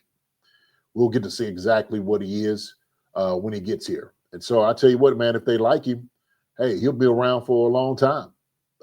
That's all it takes. But if somebody was supposed to be projected, toward the end of the third day or whatever, shoot, he has a good leg up, man, to make the team. So I'm excited. I'm gonna see what he's gonna do while he's here. So and also too, you talk about special teams element to this. We talk about it all the time. How guys like UDFA's day 3 guys, they need to kind of show something on special teams. He didn't do it a lot last year, but 20 attempts for 578 yards is a pretty dang good average as far as return men wise. So I mean, that's potential there too. Talking about, I know a lot of people are big Nico Remigio fans, but now Nico's got to go against a whole different crop of guys, and Elijah Badger being one of them. Brashard Smith can also return as well. So there's going to be a big shakeup in that that receiver room, and special teams is going to be a big part of that reason. Well, especially if a guy can do 2 things, especially brings that type of value to the table. That is absolutely going to be between him and Nico. The thing is, this guy's a bigger body receiver. You have to look and see how he looks on his route running. You're going to have to see if he can pick up the playbook fairly, quickly. That's another thing too. If he goes out and he shows what he can do, shoot, that's part of what competition is. It really is. And so he brings that element, to the table. So, we just had to find out. We just had to find out, Marcus. Yeah. I mean, like I said, the 4.43 there was great. I know, a lot of people were talking about, guys like Xavier Restrepo who ran like a 4.940, but then guys like Elijah Badger kind of flew under the radar. And I will say, while his catches went down, JD, production still pretty good. 39 for 800 yards, 39 catches for 800 yards. Pretty dang good as far as yards per catch there. Yeah, no, I mean, yeah, for sure. So I don't know as far as, Florida wise, what they did offensively. So that could be a lot of it too. So, yeah, I mean, I think their quarterback actually went pretty early in this draft. Graham Mertz. Yeah, I mean, oh, did he? Yeah, he wasn't a guy that I thought that I liked watching in college, but nonetheless. Mm-hmm. All right, so Elijah Badger. Okay, so the other one that a lot of people are talking about is the RAS of this guy, Brandon George, linebacker from Pitt. I believe only so the background about him: inside backer, boasts a burly frame and outstanding pro day testing numbers. Obviously, you can look at his RAS score. A lot of people are showing his RAS score and comparing it to Leo Chenal's RAS score. George was a mainstay on special teams during his 6-year career, spending only 1 season as a full-time starter. That was a big thing. Not a lot of body of work as being a full-time starter, and that was one thing that it kind of – and also, I think he's on the older side a little bit, but again, the not starting more than 1 season was a big deterrent that a lot of experts were saying. Inconsistent in making reads and fitting up the run properly, but he's big and strong, can leverage his gaps when he's in position. He's a build-up runner who lacks the necessary burst of patrol from sideline to sideline, and he's a liability in coverage. But, however, George's testing measurables and special teams experience might appeal to teams big time, especially his how well he tested at the combine. So that was a big thing with him. JD, when you look at his body of work, and I guess when you look at a guy who hasn't started, right, he's only been a special teams guy, our team's looking at the measurables and be like, you know what, this guy actually has potentials. I mean, you see it in the numbers. Could this be something that can kind of pan out on the on a team? Is that worth taking a flyer on the measurables he has? Yeah. Mm-hmm. There's a guy, somebody said it over here, Dave Tote, probably loves the players we drafted and signed. Yeah. I mean, you're looking for him on the special team, side, to come in and make the team on that.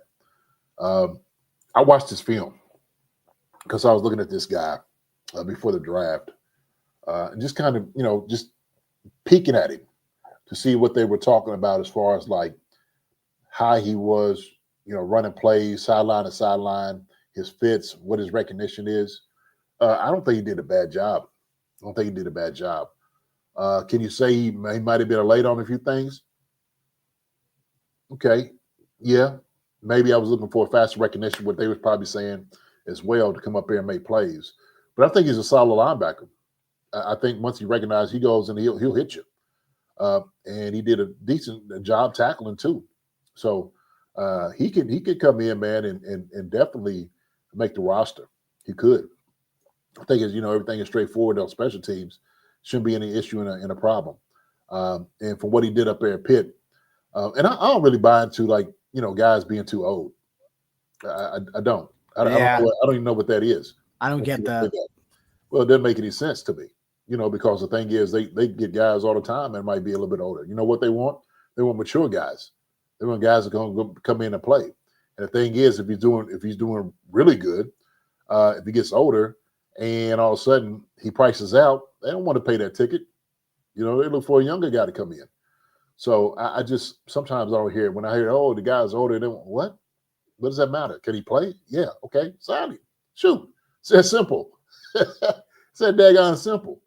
So here we are. We're sitting there. We talking about got Travis Kelce sitting there. How old is Travis? 34. 34. He's 34 years old, man. This guy could get Brandon George could get 2 contracts if he plays at a high level. That's what it is. So, 35. Okay, 35 years old. So that in itself, like if a guy can play, he's still playing at a high level. He's taking care of his body. That's all that matters. I get, having a young guy, and then maybe, well, shoot, that young guy could price you out. That sucker might be like McDuffie now. He asks for $30-something, $30 million a year or more. So I don't know, man. I just sometimes I hear it and I'm just like, as long as he ain't 29 or 30 coming in, you know what I mean? If he coming to the league to 29, 30, it's like, okay, I get it. But shoot. He looks like a relatively healthy guy. And so, like I said, I seen this film at Pitt. I think he's a decent guy. I think he's a decent player.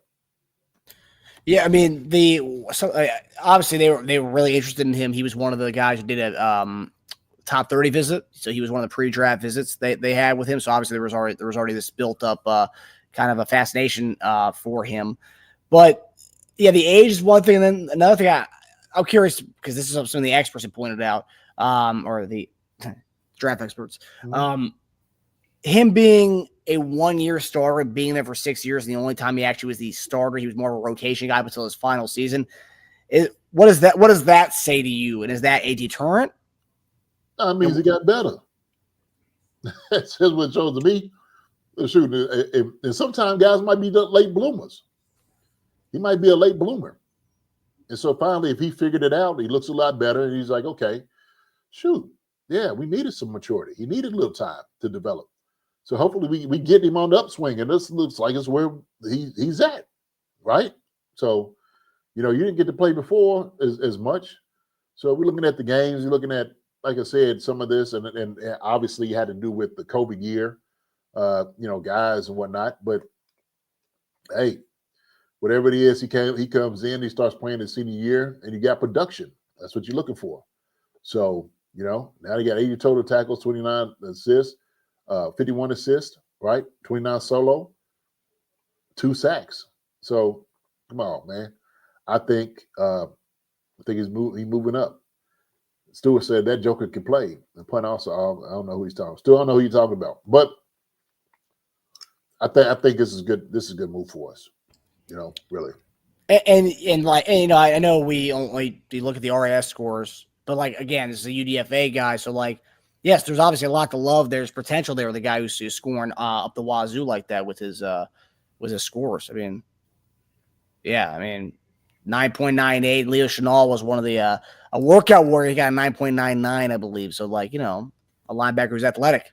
Who doesn't love one of those? Mm-hmm. Okay, so this is probably my favorite one. I know it's a punter and not sexy. I know people aren't really but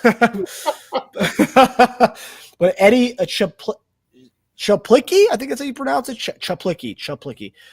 So USC's first ever Ray Guy Award winner. For all of you who don't know what that is, Ray Guy winner is pretty much the Heisman for punters. Ray Guy, longtime Raider, one of the best punters of all time, if not the best punter of all time.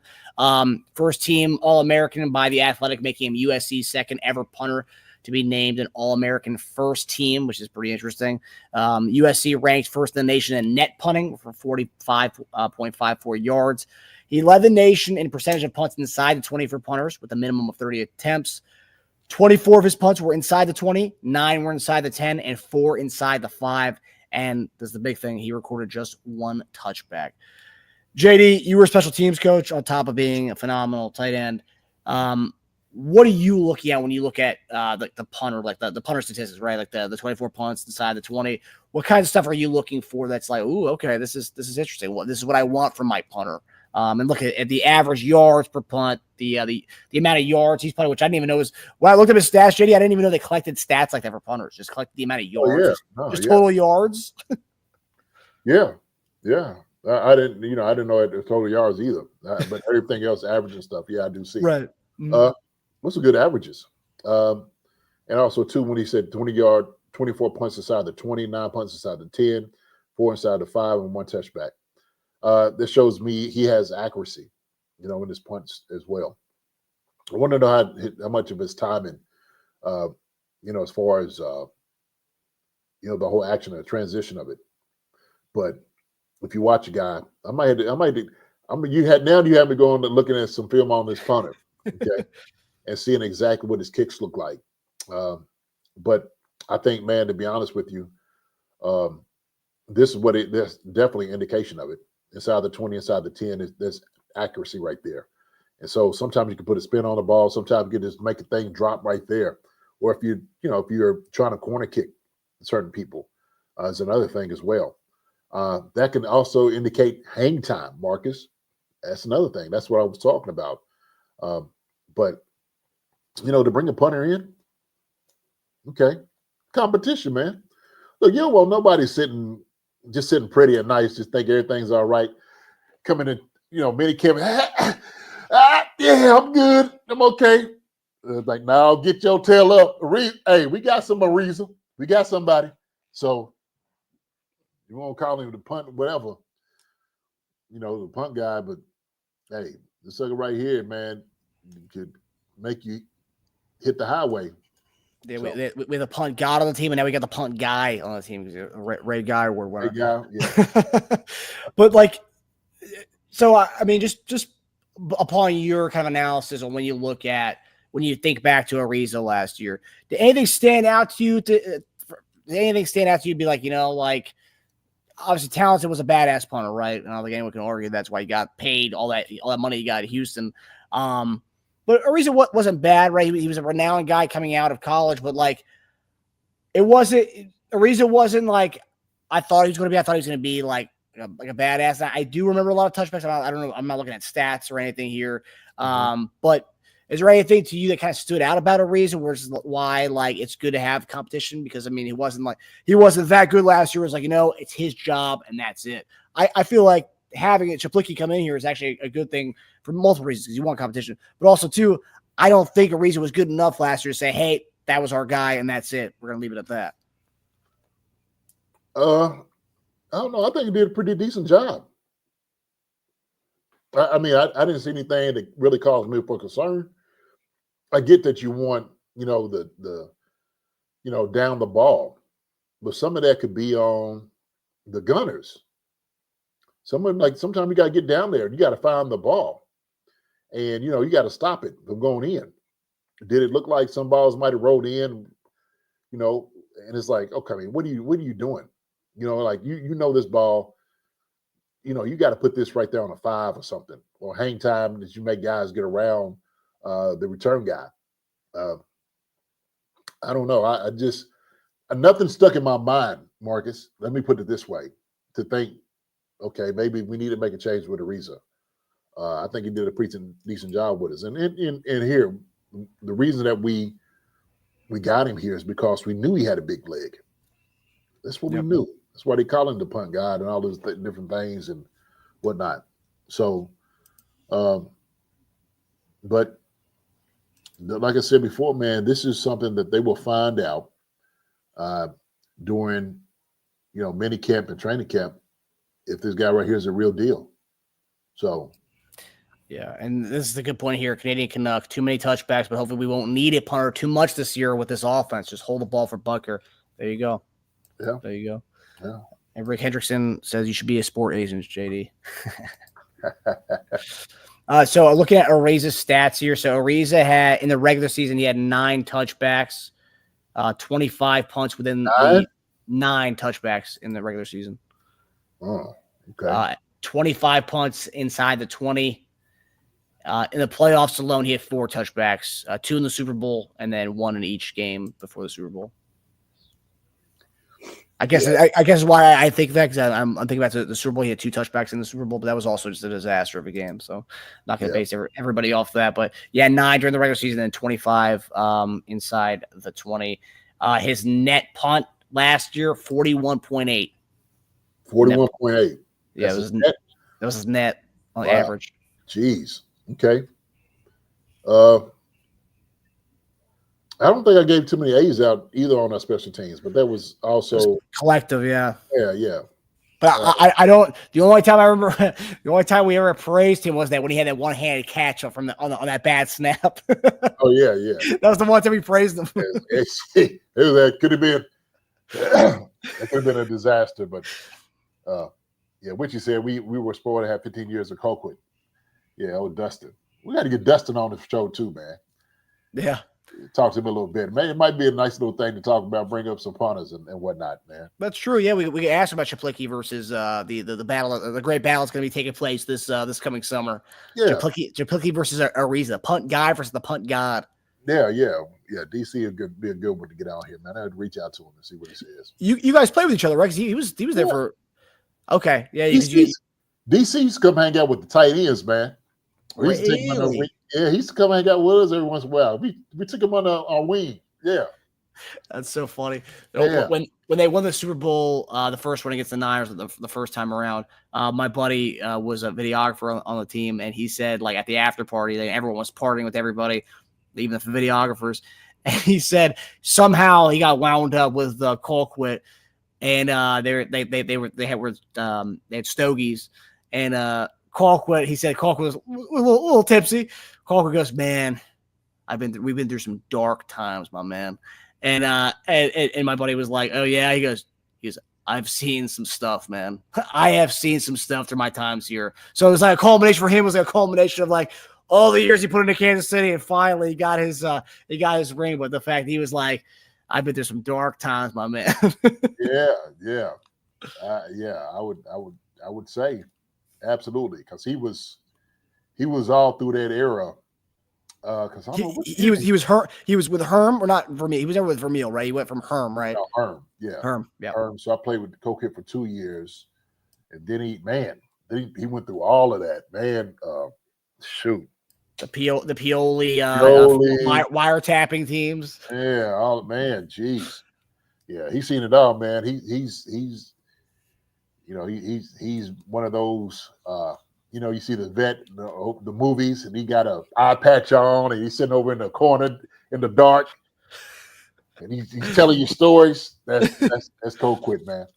Yeah. So I would say based on, we can go back like from the guys who crossed over with you, who crossed over to Pat, or kind of DJ and Ali and Colquitt.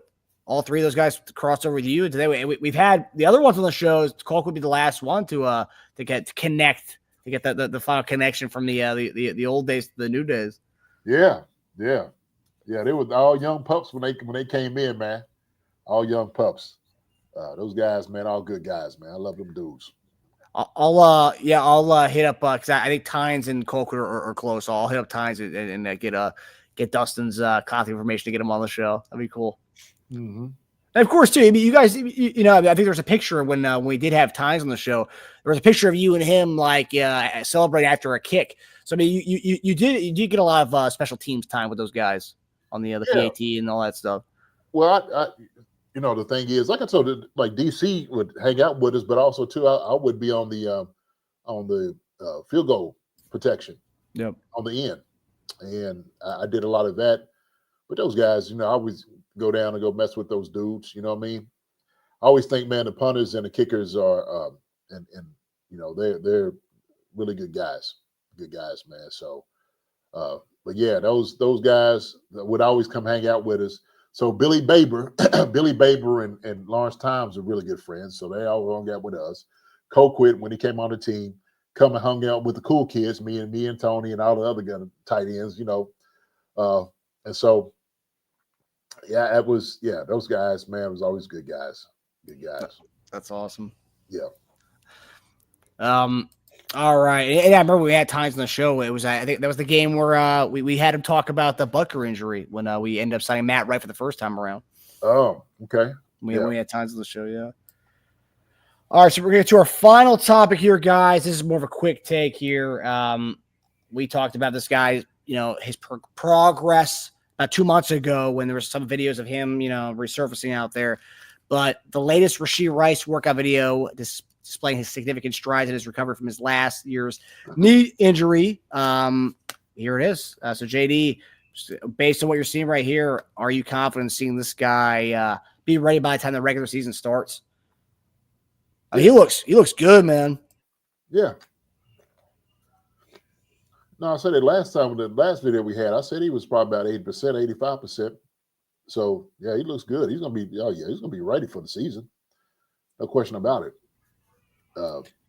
You don't think they ease him in? Because I know a lot of I was looking at the comments on these videos like, oh man, the Chiefs don't need to rush him back. We have all the guys who need to rush him back.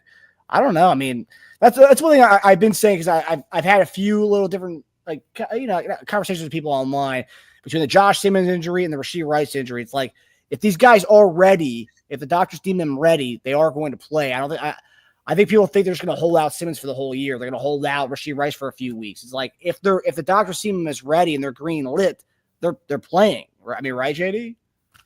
Yeah, I think we'll probably see him mini camps, probably getting some reps. Maybe that's a possibility.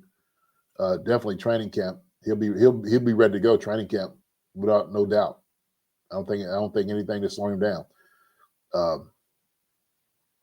So, yeah, the doctors give him a green light, man. He's ready to go. I don't think it is true. Doctors rushing him back. I think it's going to be on him. But she knows how he feels. He knows what the knees should feel like. And if there's anything that's hindering his movement, he'll let him know. But no, he looks good right here. It looks quick. A lot quicker than the last time I seen him. Yeah. It's not better getting out of the breaks. And like I said before, he looked like he was probably about 85% the last film. This one is probably 95, close to 90. You know, he's right up there. He's right up there. So looks great. And shoot, if I'm not mistaken, Mark, does he have? He don't even have anything on his knee. He don't even have a knee sleeve on. No sleeve, no compression sleeve, no nothing. Oh shoot, yeah, that sucker. Yeah, he's feeling good. He's feeling good. Yeah. The talk about with him, Worthy, Hollywood, and Royals. Are we looking at like a top 10 receiving core, JD? I know we don't know what we have in Royals yet, but if what we've seen from college translates to the NFL, I mean, we're talking about him as a number 4 receiver coming out the gate. Yeah, just them 3. I'm just going to use those 3. That's true, yeah. Just look at those 3. I ain't going to put nobody else in there right now. There ain't nobody else made a team. We know those 3 are going to be on there for sure. Yeah. So, just those 3 when their production it definitely can be a top 10 for sure. Sure, they might be even higher. Once we protect Pat, which we needed to do, that was the number 1 priority to make sure Pat has a chance, you know, to absolutely rip guys up. Give Pat time, man. He's gonna rip some defenses up. I don't think people realize. Maybe they do. Maybe they don't. They just didn't really emphasize it as much. We don't need Pat running around this year as much as he has these past couple of years. We don't need to get him any type of pressure. I think we got what we need to get as far as for his health and his protection with guys. But if you get Pat time, man, he's going to absolutely just decimate defenses and secondaries. So, and he's going to have these young targets, man, these guys like this. Come on, man. He is going to be ready. These guys are ready. So, Royals is going to add on to what we've done. Not to mention the tight ends, what we have, running backs, what we have. Our offense is going to be it's going to be different. It's going to look different, man. So yeah. I mean, we're going to have some fireworks, and obviously Mahomes talked about it last year, and he's already talking about this year. They want to bring that spark back to the offense. So hopefully we get to showcase that beautiful arm that Pat has this year. But yeah, I gotta say, I'd love to get Doctor on the show to talk about. I'd love to get what's his name, Doctor. Was our the Pro Football Doc to get him on the show to talk about this recovery. And I mean, because to me, it's like they were talking about how devastating the knee injury was, where it's like he may be gone for like a year. And it's like, okay, well, this looks pretty fast recovery, and obviously he's been putting in the work to get to there, and probably doing his physical therapy and all the rehab he's been going through. So I mean, yeah, he's attacked it pretty well. Yeah, I do. I believe 500-yard Pat sounds nice. He does sound pretty good. G picks this Sky Moore going to show out high haters. Sky Moore going to come in the fold, man. He gonna compete. He's gonna have some competition, man. Elijah Badger's coming for that Sky Moore. He's coming for number 24. He wants that. Mm-hmm. Yeah, but yeah, Rashee Rice. I mean, yeah, I believe they did some kind of new therapy for his knee. It was like some kind of restrictive therapy. Apparently it's a kind of like a newish thing that they've been doing, and it's a kind of an experimental kind of therapy they've been doing with him. So yeah, obviously it's working well for him. So you gotta love that. Yeah, Mike Brandon said Justin Ross released a workout clip today too. I did not see that. Should we pull that up? Is it on his Twitter account? We love Ross clips. Let me see. Let me see if I can find a Ross. Dude, this is all season. Shoot, they ought to look good. They ought to look good in shorts. We don't need to pull that up. That's all right. We good. He good. Now, my quick search, I couldn't find it. Yeah. How about we'll get him on the next show. Oh yeah, I see it now. Yeah. Well, I can pull it up now. Or we can wait till next week to talk about Justin Ross. You want to pull it up? Go on, pull him on up. We love the Ross highlights. There you go. Is another one-hand catch. Everybody was going crazy on the one-hand catch. Oh my God, the one-hand catch and all that. Oh. Okay.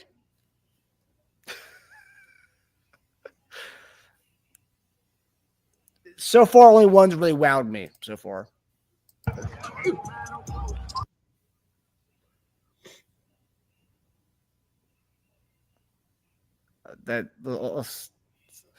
Okay, nice route run there. Okay, this is the one that wowed me. I think it's the only one that really got me. That's it. The other ones were meh. Man, it's off season, man. It's off season. What do you think about this hitch route right there? You need to come out of the break faster coming down. That's what I think. Let's get him over to camp first, okay? Before we start showing all this. Jeez. I'm gonna put me a little workout video too, catch the daggone ball. Please do. Well, we'll have a 20-minute segment on it. Oh, JD coming to make it a comeback. Oh man. Listen, look. Hey man. Hey. If you don't look good in shorts catching the ball with no defense on you, you don't need to be in the NFL. Sorry. He's open. Hey, he's open. Imagine Marcus, he's open. They are open. They're all open. JD making a comment that really got me. That'd be hilarious. Have Susan film you catch some balls in the front yard that we can make JD offseason JD here he comes. Oh jeez. It's done for the NFL. Dunn's back. Yeah, I'm gonna speed up the field and make it look like I'm faster. Like, ooh, look at it. Oh my gosh. Oh my gosh. Oh my goodness. But nonetheless, Rice is looking like he is going to be returning to form soon. So that's good. But Justin Ross, on the other hand, I like that. I like seeing that he's out there working. So that's it. He better be. Shoot, all these guys better be. Yeah. Because if you're not, man, you ain't taking your job serious. And this is an absolute privilege. How many we say they got drafted? Was it 274, 276 guys got drafted this year? 276.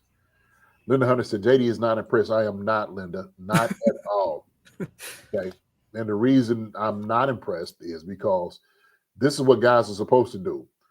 People got on me, Linda. I don't know if you was following us or not, but people was like, oh, JD, because when he caught that one-handed passing catch, people went wow. They went crazy. And oh my gosh. And I'm like, man, that's what he's supposed to do.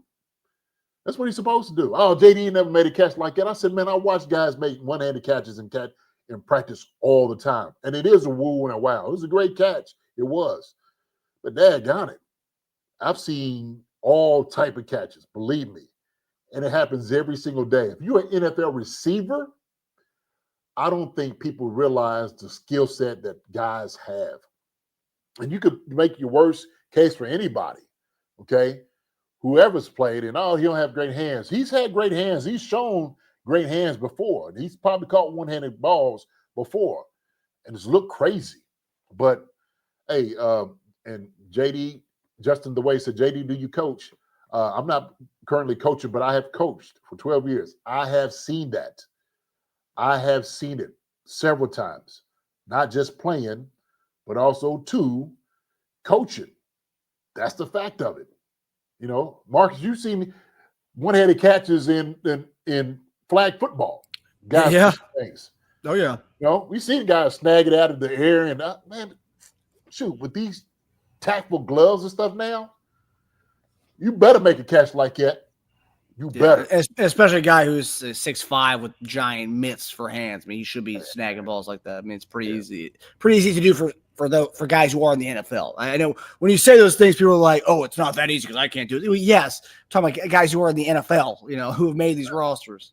Yeah, even Scott Moore, even any guy, you name them. I don't care who it is, you name them. They have made those catches. Does the catch translate to the NFL? Does it translate to the game? And the thing is, there's only a certain amount of balls that's going in the game that guys are going to be able to catch like that. Now, look, I've seen guys make catches like that in games before. One of the best guys I've been around, best hands, without a doubt, Irvin Fryer. Irvin Fryer has made catches that literally would make that catch y'all seen that Justin made. Y'all be like, heck no. Heck no. And so he would make those in the game. These are game catches. I seen Irv go up and catch a ball. I have no idea how he caught it. But he turned around and he cupped it when he caught it. The ball came in and he cupped it up in the air. And I'm talking, he was fully stretched out. And I was like, oh man, that's one of the greatest catches I've seen. I mean, full speed, jumps up in between two guys, cups it backhand. I'm talking about backhand like this. It was amazing. It was amazing. Was that against the Giants? You know what? I'm not sure. I'm not sure who it was against. He got another one back here. They probably showed like literally just like I was like, Irv made some, man. I'm telling you, and that was routine. That was routine for guys. Eddie Kennison, routine. Johnny Morton, routine. Tony Gonzalez, routine. See, all these guys just make catches like, woo, oh. So let me see this one. Oh, you might.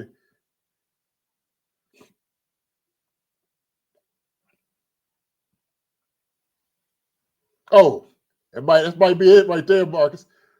Yes, sir. That might be it. Goodness gracious. They got this slowed down? I think I think they have a replay here. Oh, the thing is, look at 87. You see that was me?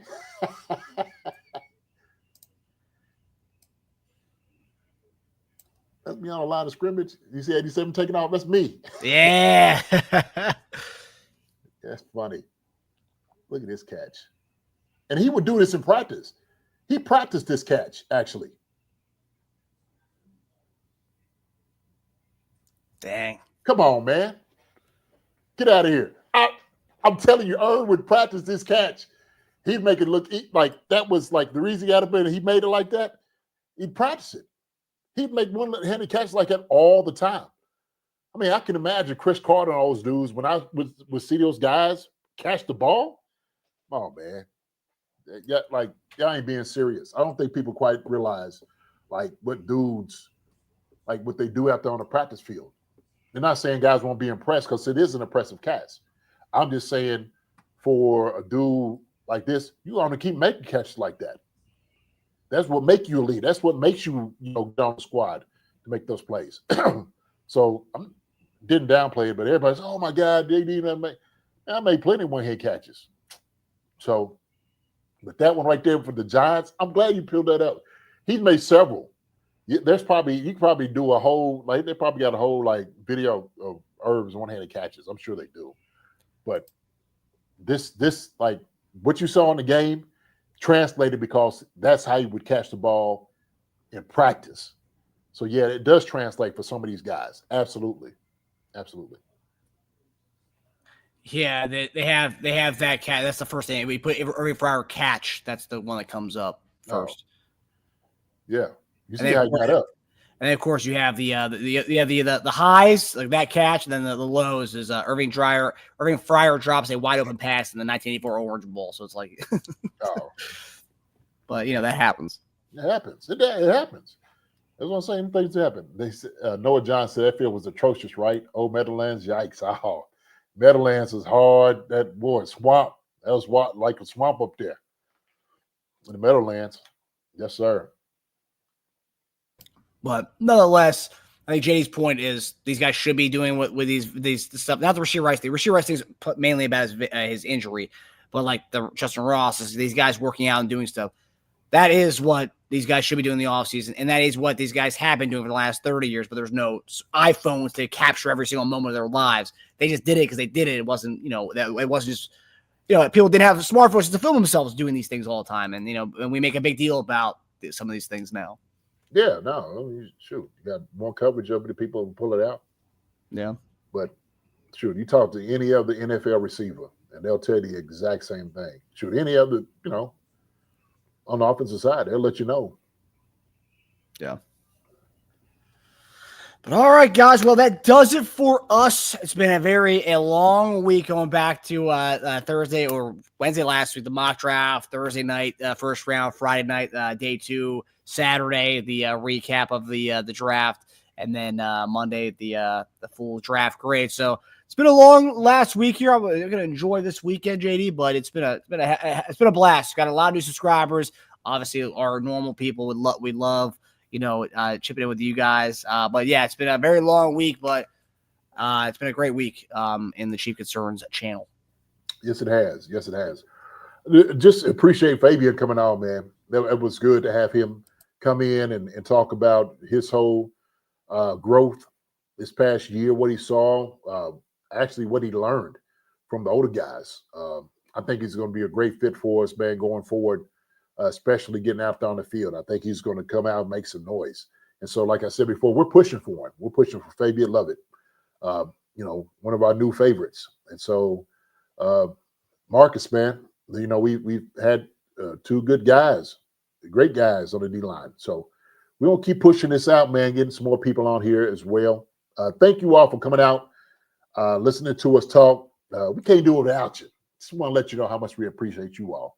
But also, too, come back. We're going to have some more things to talk about and discuss. I think everybody's happy with our undrafted free agents that we signed. I think Nana Sherry asked how many guys we have. And I think we said somewhere about 87.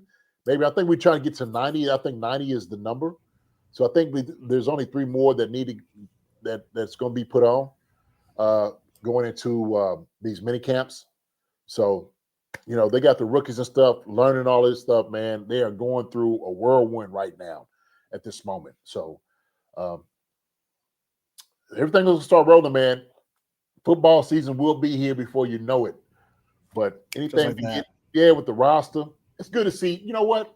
It's good to see Rashee Rice out there and Justin Ross working out. They look good. Okay. I'm not going to downplay it. You guys are getting good work in. Fabien Lovett getting good work in.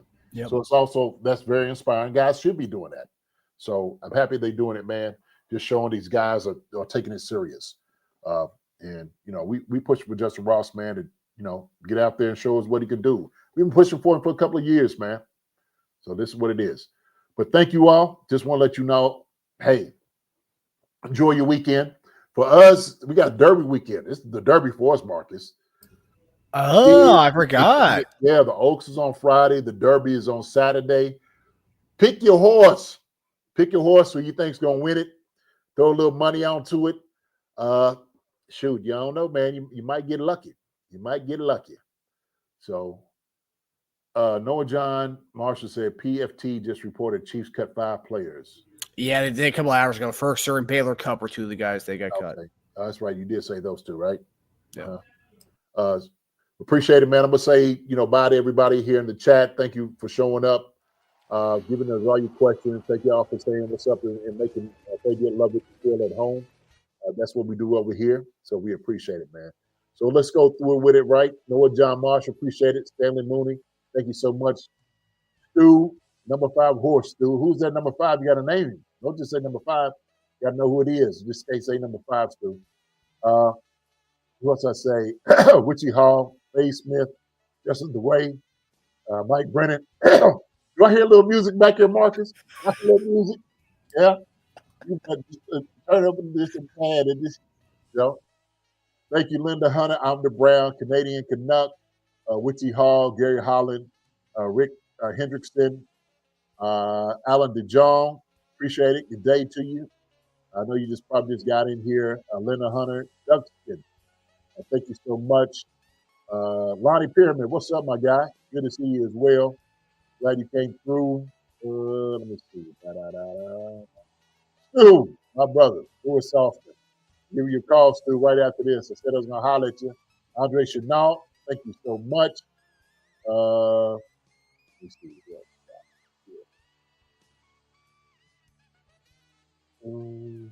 Chad, what's up, buddy? What up, Neff? Word, Neff. Give you a shout right after this, Neff. See how you're doing. Word.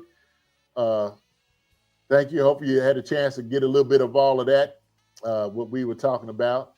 Faye Smith, thank you so much for showing up like always. Let me see who else we got on here. I don't know. Nana Sherry, said it before. Appreciate it, Nana. Thank you so much. Maria DeJohnez. Thank you, Maria. I didn't see you show up either. Good to see you. You know, so we had a regular people that sit here. I always love seeing them come in. I know I said Gary Hollins, didn't I? I know I had said him. Yeah, I can say Gary. Yeah, G pick like a G6 G. About time was in here. Sarah 071. Sasha was in here also for a little bit. Pepe Atreides, Sam McBride was here as well. DeMonte Green Beans, appreciate you. I think somebody threw a little contribution to as well, Marcus. I seen it, but when I don't guess we got to hear the little bell. Yeah, it was G pick, but it was in the middle of Lovett's interview. I didn't want to do the bell while he was talking. Yeah. Zulu, what's up? I'm here, Zulu. Good to see you, Zulu. Gary Holland. Who else we have in here? Cherry Cubic. Okay. Thank you, Sherry, coming in. Ba-da-da-da. Man, I think that's pretty much it, Marcus. I think we hit everybody here. Listen, Kathy Welch. Thank you, Kathy Welch. I knew it was a couple of Hannah, I think, was in here. The barbershops came through. He said, respect to Fabien. Good luck to him. Yeah, about time. Throwing us the $5. Appreciate it. Give it a little bell. You got a bell for him now, Marcus? There we go. Good deal. There you go. About time. Appreciate you. Lynn Julian, thank you so much. Demetrio Spence, appreciate you coming through. Drew Boucher. There was a lot of names I didn't see. Ghetto Nerds came in. Hippie. Cypriot. Now was in here earlier. And I think that's pretty much it. I think I covered everybody. Kathy Welch, I think I said it. I say it again, Kathy. So everybody, appreciate it so much, y'all. Hey, listen, y'all take care. God bless. Have a great weekend. It is Derby weekend. Look for the horses out here. This is what we do in Kentucky. Put some money down, win you some prizes, Marcus. Marcus, Stu said number 5. Give me a couple of numbers. I'm going to put them down. If you don't bet on the horse, I'm going to take your number. So give me a couple of just random numbers. Give me number 6 for Dr. J. Okay. What's that, 1 through 10? I think 12 to 15. I forget how many horses are running in this one. Let me see.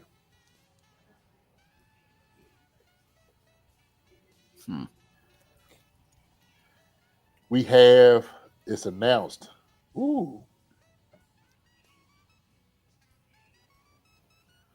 They're saying you got, 20. 20. Okay, so 1 through 20. Mm-hmm. All right, so give me 15 for Mahomes. Give me 6 for Dr. J. Give me 3 for Allen Iverson. And then, yeah, that's good for me. 21 horses running since you works good. 21 horses running. That's what Stu says. 21. So, Stu knows his stuff. All right. All right, guys. Well, that does it for us. We will see you guys on Monday. Hope you guys enjoy your weekend. We love y'all. Take it easy, everybody. Hey, man. Y'all take care. Love y'all. God bless. Be good to each other. We'll see y'all later. We'll see y'all. All right, Mark. Love you, brother. Love you, buddy. Love you guys. We'll see you. See ya. Hi, everybody. Thanks for watching. Subscribe here to get the latest from the show. Also, be sure to check out the best clips from Chief Concerns. And if you prefer to listen to the show, subscribe and follow us on Apple Podcasts, Spotify, and anywhere else you get your podcasts.